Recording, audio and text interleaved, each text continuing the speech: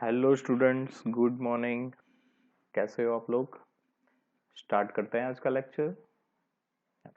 Micro processor and micro controller. Last lecture में हमने देखा है अब तक कि माइक्रो प्रोसेसर क्या है। ओके, क्या है उसकी हिस्ट्री।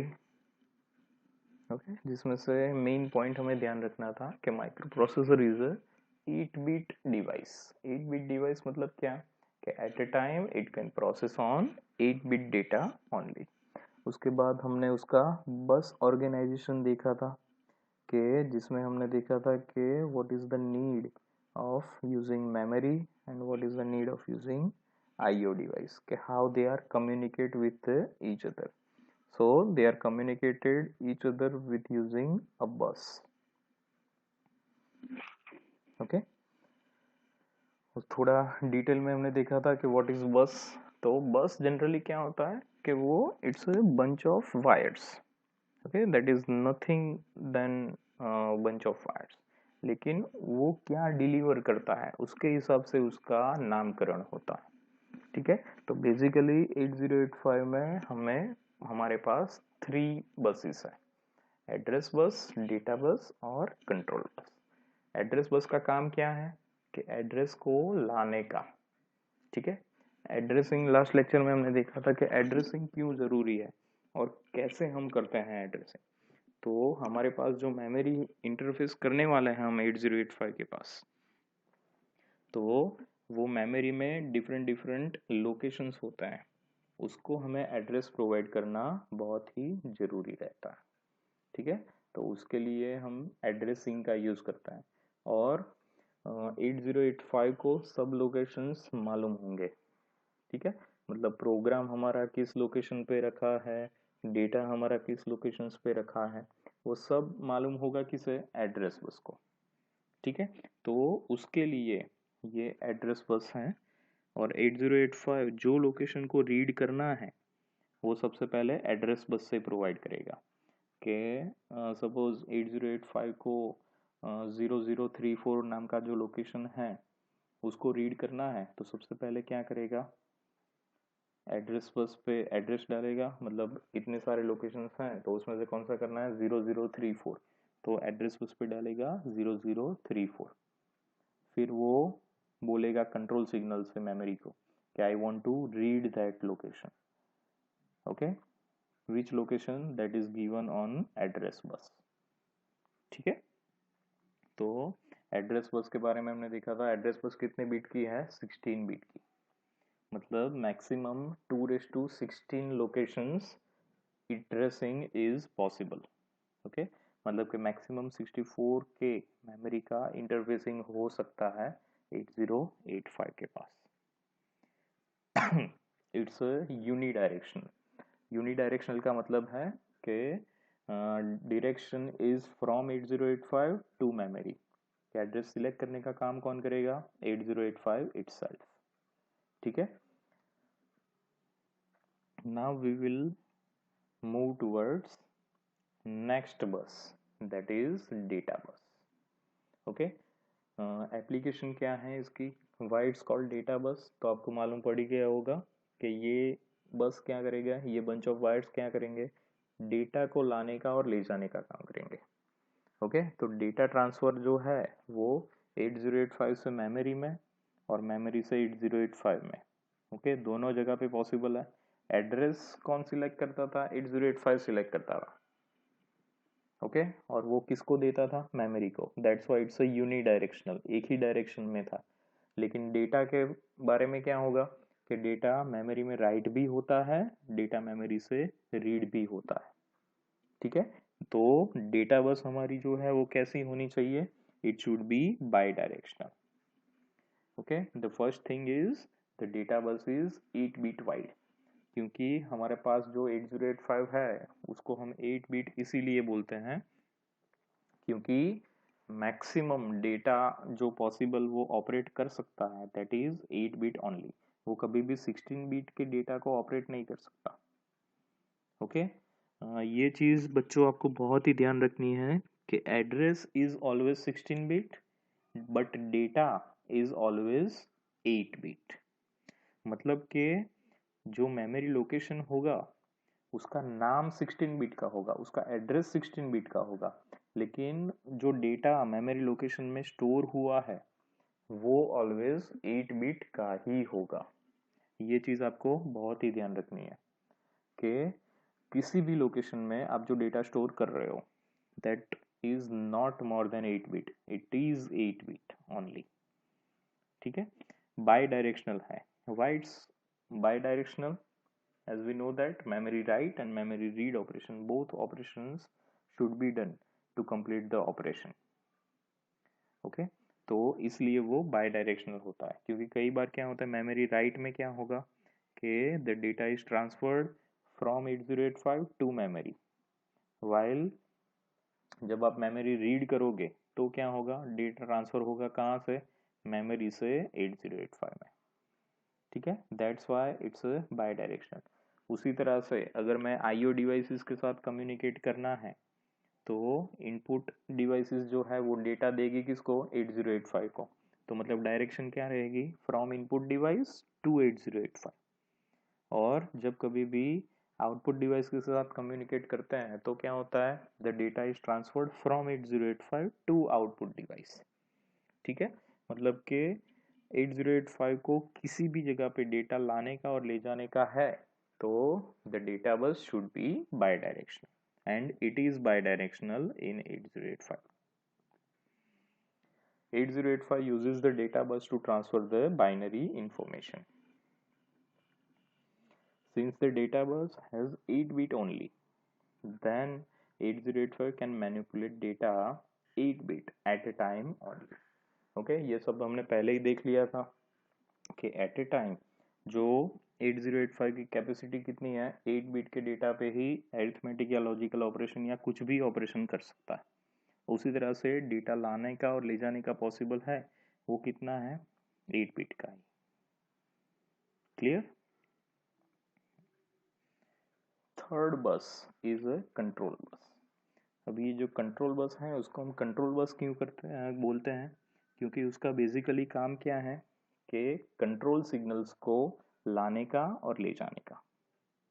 ठीक है, सबसे पहले आपको मालूम होगा कि कंट्रोल सिग्नल क्या चीज़ है। तो कंट्रोल सिग्नल्स मतलब कि जो ऑपरेशन हम करने वाले हैं 8085 करने वाला है तो वो पहले एग्जीक्यूट तो करना पड़ता है कि सपोज उसको मेमोरी रीड करनी है तो एक read signal, read control signal generate करके मेमोरी को देना पड़ेगा। मेमोरी को बोलना पड़ेगा कि भाई I want to read some data, तो ये रीड है एक कंट्रोल सिग्नल हो गया। उसी तरह से कुछ डेटा राइट करना है तो भी 8085 को मेमोरी को बोलेगा कि I want to write something. ठीक है, उसी तरह से इनपुट डिवाइसेस से जब डेटा 8085 को लेना है, 8085 wants to read the data from input device, तो वो एक रीड सिग्नल जनरेट करके देगा इनपुट डिवाइस को। उसी तरह से आउटपुट डिवाइसेस के साथ कनेक्ट करना है तो राइट सिग्नल जनरेट करेगा। तो ये सब जो सिग्नल का ट्रांसफर होता है 8085 मेमोरी को या इनपुट डिवाइसेस या आउटपुट डिवाइसेस को बोलेगा कैसे, तो via this control signal bus. ठीक है, there is no real control bus, instead control bus is made up of number of single bit control signals. जैसे एड्रेस बस और डेटा बस की साइज फिक्स है, 16 बस, 16 बीट, 8 बीट, ऐसे control bus की size fix नहीं है। जितने कंट्रोल सिग्नल्स अलग अलग हैं या आप यूज करोगे उसके हिसाब से वो फॉर्म होती जाएगी। Clear? So it's a control बस।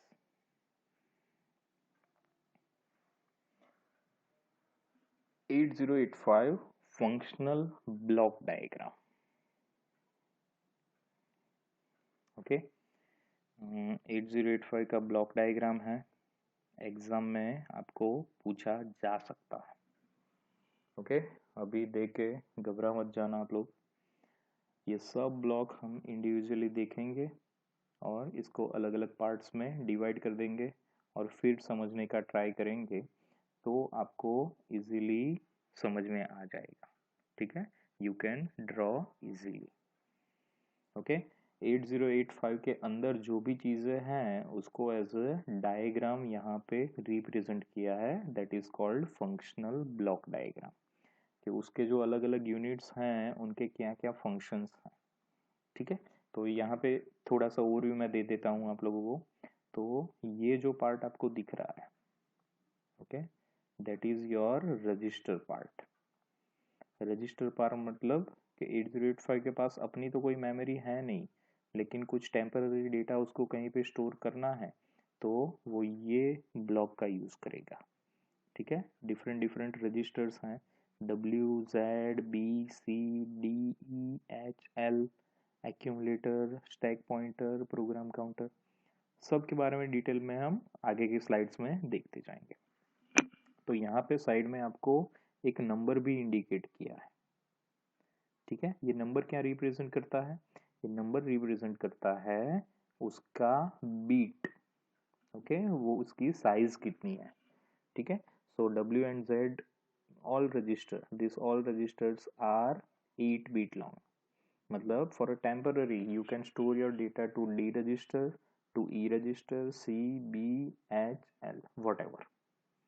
Okay, as a programmer मतलब you are considered as a 8085, आप ही 8085 हो ऐसे कंसिडर होता है।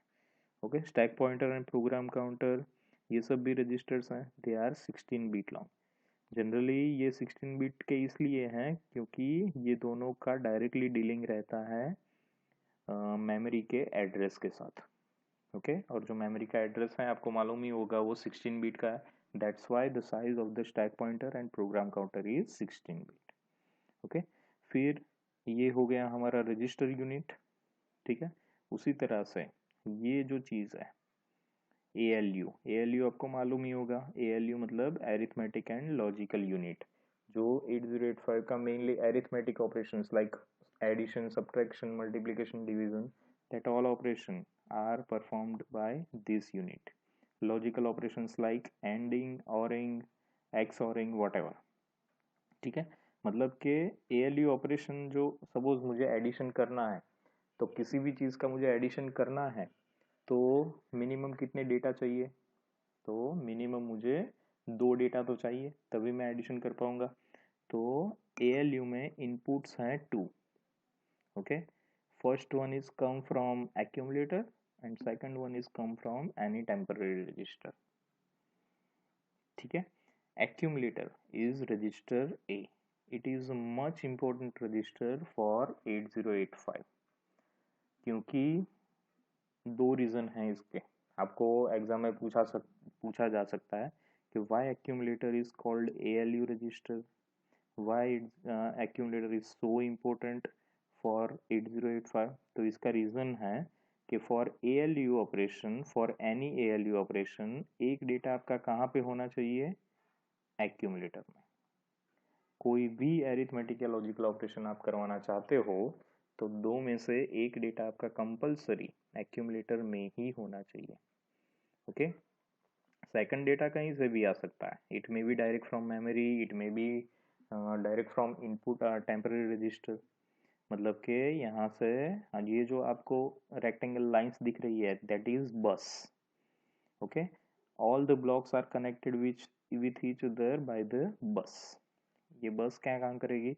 डेटा को एक ब्लॉक में से दूसरे ब्लॉक में ले जाएगी। ठीक है, सो इट्स अ टेम्पररी रजिस्टर से, और ALU ऑपरेशन के बाद जो आउटपुट रिजल्ट होगा that is automatically loaded to accumulator. Okay, that is second reason why accumulator is so important. First one is for any ALU operation one data should be in accumulator, and second reason after any ALU operation the result is automatically loaded to 8085। उसका structure ही ऐसा है कि result automatically 808 accumulator में ही load हो जाएगा। ठीक है, समझ में आ गया? डिटेल में देखते हैं हम। अभी ये जो रिजल्ट है वो एक्यूमुलेटर में स्टोर तो होगा, लेकिन रिजल्ट कैसा है वो हमें कैसे मालूम पड़ेगा? कि अगर मैं सब्ट्रैक्शन सपोज कर रहा हूँ तो रिजल्ट पॉजिटिव भी हो सकता है, नेगेटिव भी हो सकता है। तो ये सब इंडिकेट करेंगे via this flip flop register, okay, और फ्लैग रजिस्टर भी जिसे हम बोलते हैं, ओके। फ्लैग रजिस्टर का स्टेटस देख के आपको मालूम पड़ेगा कि भाई रिजल्ट जो जनरेट हुआ है वो कैसा है। उसी तरह से अलग अलग ब्लॉक्स हैं, सीरियल इनपुट आउटपुट, मतलब 8085 को आपको सीरियल डिवाइसेस के साथ कम्युनिकेट एज अ ट्रांसमीटर या रिसीवर यूज़ करना है तो आपको ये ब्लॉक का यूज़ करना पड़ेगा। उसी तरह से इंटरप्ट कंट्रोल ब्लॉक, इंटरप्ट एक बहुत ही अच्छी एप्लीकेशन है 8085 की, तो इंटरप्टेड डिवाइसेस को कनेक्ट करने के लिए हम इंटरप्ट का यूज़ करेंगे, इंटरप्ट कंट्रोल ब्लॉक का। उसी तरह से टाइमिंग और कंट्रोलर को मैनेज कौन करेगा, ये ब्लॉक, ठीक है। Instruction decoder and machine cycle encoding, ये एक बहुत ही अच्छा फ्लो है। हम थोड़ा सा देख लेते हैं कि सबसे पहले हमने बताया था कि 8085 के पास अपनी मेमोरी नहीं होती है, ठीक है। तो वो क्या करेगा, तो जो मेमोरी में आपको प्रोग्राम लोड किया है वो वन बाय वन एक एक इंस्ट्रक्शन के फॉर्म में लाएगा, ठीक है। वो इंस्ट्रक्शन किस कोड में फॉर्म में होती है, मशीन कोड के फॉर्म में, ठीक है। तो सबसे पहले क्या होगा, जब भी 8085 अपना ऑपरेशन स्टार्ट करेगा तो सबसे पहली जो इंस्ट्रक्शन है वो आएगी via bus to this register, instruction register. वो सबसे पहले आएगा इंस्ट्रक्शन रजिस्टर में। इंस्ट्रक्शन रजिस्टर किसको देगा, नेक्स्ट ब्लॉक को, instruction decoder and machine cycle encoding, ये ब्लॉक को देगा। अभी जो हमने बताया था कि एक डेटाबेस रहता है, that database is in instruction decoder, instruction decoder में एक डेटाबेस रहता है। तो ये जो मशीन कोड इंस्ट्रक्शन के फॉर्म में आया है वो टेबल सर्च होगा और उसको मालूम पड़ेगा कि भाई उसको कौन सी टास्क करनी है, और जैसे ही उसको मालूम पड़ेगा डिकोड होने के बाद तो वो उसके अकॉर्डिंग टाइमिंग और कंट्रोल सिग्नल्स को जनरेट करेगा, ठीक है।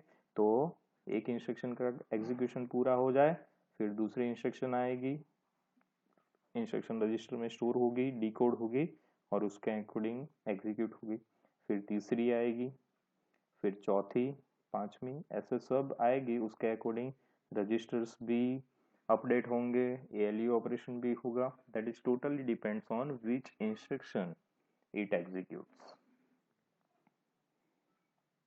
Clear, okay. तो आज के लिए बहुत हो गया, ओके। नेक्स्ट लेक्चर में हम ये ब्लॉक डायग्राम जो है हमारा उसको थोड़ा डिटेल में स्टडी करेंगे, ठीक है। सभी ब्लॉक्स को इंडिविजुअली अलग अलग करके स्टडी करेंगे, okay. So thank you for this lecture, thank you.